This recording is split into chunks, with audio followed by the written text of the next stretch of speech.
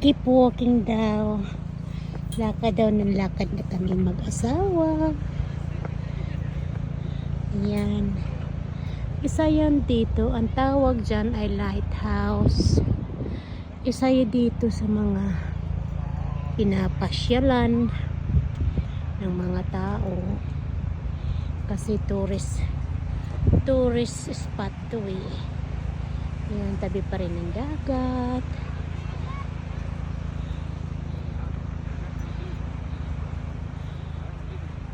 Ang sarap kaya mamasyal ng ganito.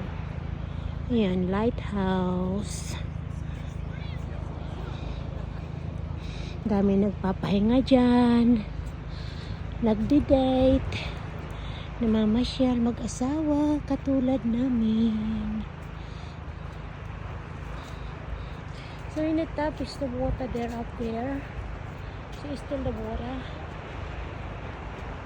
Tubig pa rin yan dinadaanan.